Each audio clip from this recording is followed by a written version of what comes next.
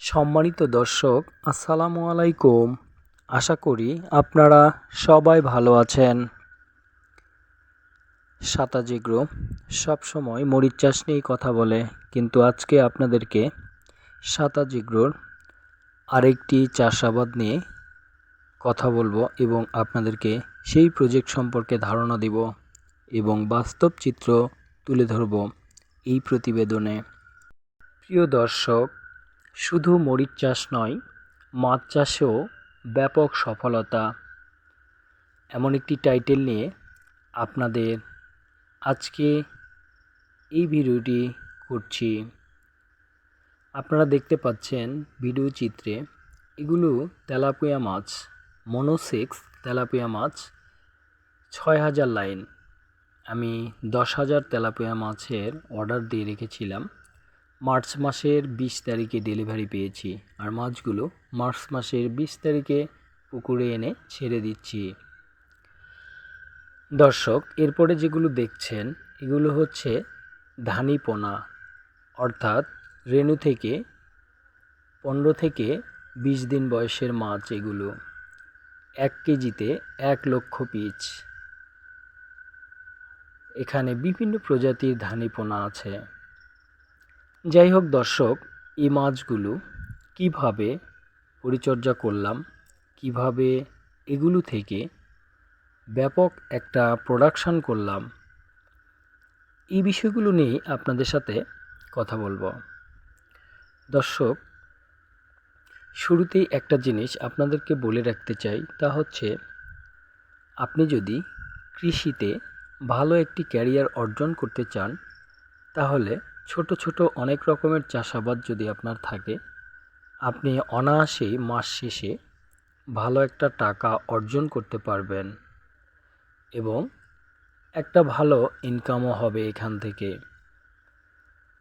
প্রিয় দর্শক, মাছ চাষ সবচেয়ে সুন্দর একটি চাষ, যেখানে লস হওয়ার সম্ভাবনা খুবই কম।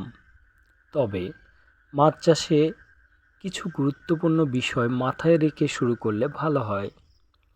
যেমন হচ্ছে, মাছ চাষ করার আগে আপনাকে যে জিনিসটি চিন্তা করতে হবে তা হচ্ছে ভালো মানের একটি পুকুর নির্বাচন করতে হবে, ছায়ামুক্ত স্থান হতে হবে এবং পানি ইন এবং আউট দুটি ব্যবস্থা ভালো থাকতে হবে। বন্যার পানিতে যেন পাড় ভেঙে মাছ বের হতে না পারে, সে বিষয়টিও খেয়াল রাখতে হবে। মনে রাখবেন, কৃষি প্রজেক্ট শুরু করতে আপনার প্রত্যেকটি জিনিসের বাসস্থান অথবা যেই প্রজেক্টটি যেখানে করতে চাচ্ছেন সেই জায়গাটা যদি সর্বোচ্চ নির্বাচন হয়, তাহলে সেখানে ভালো একটি রেজাল্ট পাওয়া যাবে। দর্শক, সেই তেলাপিয়া মাছগুলো মাত্র ২৬ দিনে কেজিতে ৮০ পিস চলে এসেছে, যা সত্যি অবিশ্বাস্য। আমরা এখানে ৩ থেকে ৪ জন চাষি একই সাথে মাছ নিয়ে এসেছিলাম, কিন্তু আমার রেজাল্টটা সর্বোচ্চ এসেছে। আপনারা দেখতে থাকুন ভিডিও চিত্রে বিভিন্ন মাছের সাইজ, অবস্থা। তো যেটা বলছিলাম দর্শক, প্রথমেই আপনাকে একটা ভালো পুকুর নির্বাচন করে নিতে হবে। দ্বিতীয় নাম্বারে আপনাকে ভালো মানের পোনা নির্বাচন করতে হবে, যেই পোনাটা আপনার বাড়ন্ত থাকবে এবং স্বাস্থ্যবান থাকবে, ভাইরাস মুক্ত থাকবে, ভালো মানের ব্রড থেকে, অর্থাৎ মা মাছগুলো যেন বা পিতামাতা যে মাছ আছে সে মাছগুলো যেন ভালো সাইজের হয়, বড় হয়, তাহলে পোনাটি ভালো হবে। এরপরে এসে দর্শক, তৃতীয় নম্বরে আপনাদের যে খেয়ালটি করতে হবে তা হচ্ছে আপনার ভালো মানের খাদ্য নির্বাচন করতে হবে, যেখানে যা কথা তাই কাজ, অর্থাৎ প্রোটিন পার্সেন্টস যেন ভালো থাকে। বিশেষ করে ছোট মাছের ক্ষেত্রে অবশ্যই ৩৫ থেকে ৪০% প্রোটিন হতে হবে, তাহলে ভালো রেজাল্ট আসবে। এরপরে চতুর্থ নম্বরে গিয়ে আপনাকে যে জিনিসটি খেয়াল করতে হবে তা হচ্ছে পুকুরের পানি ব্যবস্থাপনা ঠিক রাখতে হবে, অর্থাৎ যার পুকুরের পানি যত ভালো, তার মাছের বৃদ্ধি, স্বাস্থ্য, কালার তত ভালো। দর্শক, এই বিষয়গুলো কিভাবে পরিচর্যা করবেন এবং কিভাবে আমি করলাম, কিভাবে সর্বোচ্চ রেজাল্টটা আসলো, এগুলো ধারাবাহিক আকারে আপনাদেরকে দেখাবো ইনশাল্লাহ। আজকে প্রথম পর্বটি আপনাদেরকে দেখাচ্ছি এবং আলোচনা করছি। তাহলে যে জিনিসটি বলছিলাম দর্শক, ২৬ দিনে ৮০টাই কেজি, এই যে তেলাপিয়া মাছগুলো, এটা সত্যি অবিশ্বাস্য ছিল। যারা মাছ চাষ করেন তারা কিন্তু জানেন। তারপরে দর্শক, আমার এখানে আরও মাছ আছে, সেগুলো দেখাবো এবং আপনারা দেখতে পাবেন। প্রত্যেকটি মাছের সর্বোচ্চ রেজাল্ট আমি এখানে পেয়েছি। এর কারণ হচ্ছে আপনাদের যে বিষয়গুলো বললাম, প্রত্যেকটা জিনিস খেয়াল রেখে আমি এখানে চাষাবাদ করছি। আধুনিক প্রযুক্তির সর্বোচ্চ ব্যবহার করার চেষ্টা করছি। যদিও আমি এখানে এয়ারেটর সিস্টেম এখনও করিনি, কিন্তু সামনে করব এমন একটি ইচ্ছা আছে। কারণ আমি এই মাত্র ২০ থেকে ২২% জলার ভিতরে আপনার সর্বোচ্চ পোনা মজুত করেছি, যেখানে আমার ১,২০,০০০ থেকে ৩০,০০০ মাছ আছে এখানে। দর্শক, সেই ক্ষেত্রে আপনাদের আরেকটি বিষয় জানতে হবে। কৃষিতে প্রত্যেকটি চাষাবাদের ক্ষেত্রে আপনার সর্বপ্রথম বাজার সম্পর্কে আপনার একটা ভালো ধারণা থাকতে হবে। আপনি যে জিনিসটি যে এলাকায় চাষ করছেন সেটার বাজার মূল্য কতটুকু আছে, এটা যদি আপনি না জানেন তাহলে আপনি ইনভেস্টমেন্টটা কিভাবে করবেন, খরচ কত করবেন, এটার উপরে কিন্তু ভালো একটা ক্যালকুলেট করা যায় না, আর তখন লস হয়ে যায়। তাই দর্শক, মাছ চাষে পঞ্চম যে গুরুত্বটা দিতে হবে ৫ নম্বরে, সেটা হচ্ছে বাজার আপনাকে ঠিকমতো জানতে হবে। মাছের ১২ মাসের মধ্যে কখন বাজার থাকে ভালো। দর্শক, তেলাপিয়া মাছগুলো ঠিক ৪৮ দিন বয়সে এসে কেজিতে ১২টা আসছে, যেটা আপনি বিশ্বাসই করতে পারবেন না। যারা মাছ চাষে অভিজ্ঞ তারাও বিশ্বাস করতে চাইবেন না, কিন্তু দর্শক বাস্তব চিত্র আপনাদেরকে দেখাচ্ছি।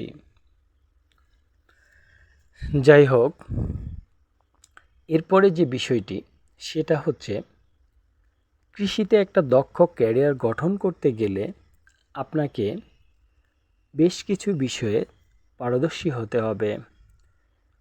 সেই ক্ষেত্রে দর্শক, আমরা মরিচ চাষ আল্লাহর রহমতে শিখে গেছি এবং ভালো করছি। আপনারা হয়তো অনেকেই জানেন না, মরিচ চাষের মতো মাছ চাষেও দীর্ঘদিন পরীক্ষা নিরীক্ষা করে চাষাবাদ করে বিভিন্ন জায়গায় লজ করে তারপরে কিন্তু আমরা একটা সুন্দর পজিশনে চলে এসেছি, যেখানে আমরা এখন বলতে পারি যে হ্যাঁ, মাছ চাষেও ভালো করা সম্ভব। যদি এই বিষয়গুলো খেয়াল করে কেউ মাছ চাষ করে তাহলে অবশ্যই ভালো করতে পারবে। দর্শক, এই যে হাঙ্গেরি জাপানি যে মাছগুলো দেখছেন, এগুলো কিন্তু ৬,০০০ লাইনে কেজি ছিল। এগুলো এখন কেজিতে অ্যাভারেজ ৩০ থেকে ৩৫ পিস চলে আসছে। দর্শক, মাছগুলো ছেড়েছিলাম মার্চ মাসের ২৪ তারিখে। তো হাঙ্গরি মাছ সবগুলো এক সাইজে আসে না, তাই এগুলো অ্যাভারেজে এত বেশি দেখা যাচ্ছে, কিন্তু মাথার মাছগুলো এগুলো প্রায় ১৫ থেকে ২০টা লাইনে আছে। দর্শক, আরেকটি বিষয় আপনাদেরকে বলতে চাই, তা হচ্ছে আমি এখানে মাছ চাষের অনেকগুলো স্টেপের ভিতরে আমি এমন একটি স্টেপকে বেছে নিয়েছি, যেটা হচ্ছে ডিম থেকে, রেণু থেকে, অথবা ধানি পোনা থেকে, অথবা ৬,০০০ লাইন মাছে পোনা থেকে আমি চাষ শুরু করেছি। কারণ হচ্ছে দর্শক, আমি সবসময় কৃষিতে মূল থেকে অথবা গোড়া থেকে শুরু করতে ভালোবাসি। তাই কষ্ট পরিশ্রম যতই হোক নিজের মতো করে পোনাগুলো সাইজ করে নিচ্ছি। যাতে আমার প্রোডাকশান সর্বোচ্চ আসে। দর্শক, এগুলো হচ্ছে আমার সেই পুঁটি মাছ, যে ধানীপোনাগুলো ছিল 1 কেজিতে 1 লক্ষ পিস, সেখান থেকে মাত্র 48 দিনে কেজিতে 20 থেকে 25টাই আসছে। দর্শক, সবগুলো মাছ আপনাদেরকে দেখাতে পারছি না, আরও কয়েকটি প্রজাতি আছে এখানে, সবগুলো আজকে দেখানো সম্ভব হলো না। তবে দর্শক, যে কয়টি দেখালাম সবগুলোর গ্রোথ মার্শাল্লাহ খুব সুন্দর। তাছাড়া দর্শক, এত ঘনত্ব রেখে এত অল্প সময়ে কিভাবে এত দ্রুত গতিতে মাছগুলো এত বড় হলো, এই বিষয়গুলো পরবর্তী ভিডিওতে ধারাবাহিক আকারে আপনাদেরকে সকল পরিচর্যা পরামর্শ তুলে ধরার চেষ্টা করব। দর্শক, বাণিজ্যিকভাবে কৃষি করুন, কৃষিতে অনেকগুলো সাইট তৈরি করে করুন, তাহলে ভালো একটা ক্যারিয়ার, মজবুত ক্যারিয়ার এখানে গঠন করা সম্ভব হবে। তো দর্শক, এখানে তেলাপিয়া, হাঙ্গেরি জাপানি, সরপুঁটি এবং কই মাছের আপডেট দেখলেন। এছাড়াও এখানে বাটা, সিলভার, ব্রিগেড, রুই, মৃগেল, ফলি, তারাবাম সহ আরও অনেক মাছ আছে। সবগুলো মাছ আজকে দেখানো সম্ভব হলো না, আগামীতে সব দেখাবো ইনশাল্লাহ। তাছাড়া দর্শক, আমরা বর্ষাকালীন মরিচ চাষ শুরু করেছি। বর্ষাকালীন মরিচ চাষের বিস্তারিত ভিডিও ধারাবাহিকভাবে দেওয়ার চেষ্টা করব। সবাই ভালো থাকুন। আজ এই পর্যন্তই। আল্লাহ হাফেজ।